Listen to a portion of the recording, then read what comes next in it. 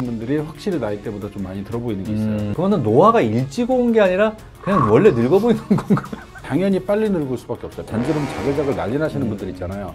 피부암 엄청 많이 생겨요. 가장 결정적으로 20대 중반부터 탈모인 사람들. 네. 그런 분들은 거의 를 달고 사셔야죠. 아니 먹어도 되는 거예요? 탈모에 딱히 적합한 약이 별로 없어서 세월의 직격탄, 저도 요즘에 많이 느끼고 있습니다. 이제 50이 넘어가면서 온갖 시술로 세월을 막아보고 있습니다. 저는 얼굴 노화. 사람이 살면서 급격하게 노화가 오는 시기가 딱 있다면서요, 나이대가. 그렇죠. 25세를 기준으로 늙기 시작하거든요. 그때부터 콜라겐도 다 빠지고 한다면서요. 그렇죠. 그때부터 이제 시작하면서 쭉 내려가는데 이게 남자분들하고 여자분들하고 좀 달라요. 어떤 속도가 다른가요? 속도가 달라요. 남자는 그냥 꾸준히 내려가요. 남성 호르몬의 감소에 의해서. 근데 여자분들은 호르몬의 널뛰기가 더 심해서 생리가 불규칙해지면서부터 시작해서 폐경할 때까지 요 기간을 갱년기라고 하거든요. 보통 폐경을 여자분들이 평균 50세 전후에 하잖아요. 그러니까 그거보다 한 4, 5년 전인 45세 정도? 45세 전후에 이제 꺾이기 시작을 하시는데 호르몬 레벨이 급격히 떨어지기 시작을 하시죠. 그리고 이게 폐경했다고 호르몬이 아예 안 나오는 게 아니라 원래 가지고 있던 게 좀 있을 거 아니에요. 남아있던 게. 그게 이제 바닥을 드러내는 50대 후반부터 60대까지 생각해 보시면 10대 딸이랑 30대 40대 엄마랑 이렇게 가면 언니 같으세요 이런 얘기 하잖아요. 20살 정도 차이 나면 20살 25살 차이는 언니 같으세요 그러는데 정작 그 딸과 그 엄마가 이렇게 나이가 들어서 40대 60대가 가면 절대 언니 소리 안 나오거든요. 안 나오지. 그 얘기는 분명히 어떤 기점을 분기로 갑자기 늙기 시작을 한다는 거예요. 친구들 보면 이런 친구들 있잖아요. 노화가 좀 일찍 온 친구들. 30대부터 40대 소리를 듣고 그거는 노화가 일찍 온 게 아니라 그냥 원래 늙어 보이는 건가요?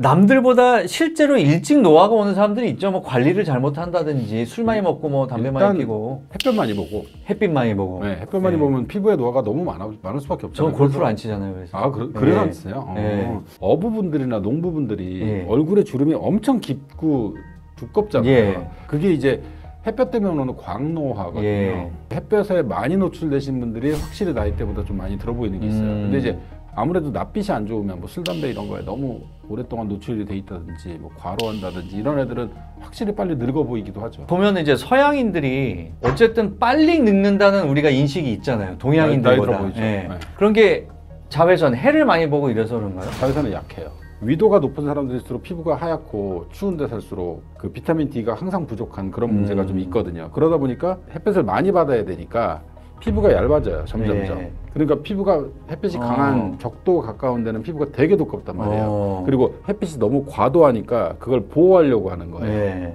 백인들이 당연히 빨리 늙을 수밖에 없어요. 피부가 얇아서 주름이 엄청 많단 말이에요.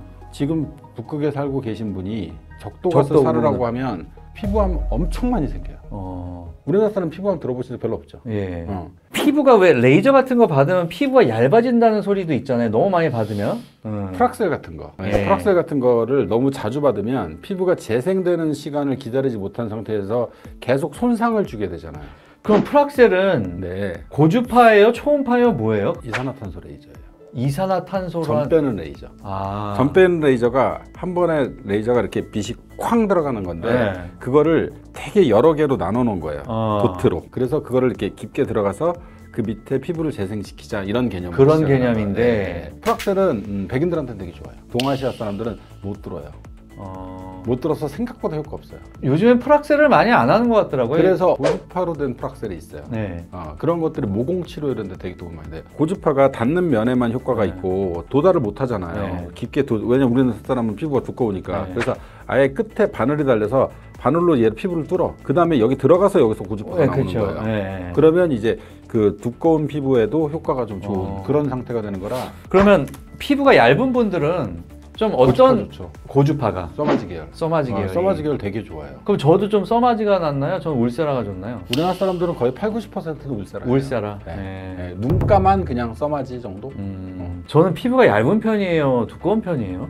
기본적으로 남자들은 여자들보다 피부가 두꺼워요. 여자보다는? 무조건 여자보다 피부가 두꺼워요. 그리고 호르몬 문제인 건데 기본적으로 두껍기 때문에 사실은 그 써마지가 맞을 수 있는 사람이 많진 않아요.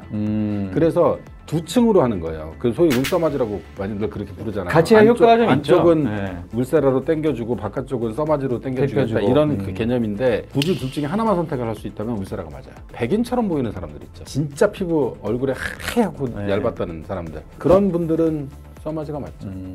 그리고 이제 그런 분들은 거의 보톡스를 달고 사셔야죠. 보톡스 안 맞으면 정말 잔주름 자글자글 난리 나시는 분들 있잖아요. 그런 분들한테 써마지가 맞아요. 왜? 백인 피부용이거든. 네. 가장 결정적으로 20대 중반부터 탈모인 사람들. 네. 나이 든 것처럼 보이게 하는 중요한 요소 중에 하나죠. 첫 번째죠. 첫 번째죠. 네, 막말로 남자 중엔 첫 번째죠. 아무리 피부가 뽀얗고 하여도 머리가 없다. 이거는 그거는 진짜 답 없어요. 그래서 제가 이렇게 보면 되게 유명하다고 우리가 흔히 말하는 남자 탤런트 잘생겼다고 네.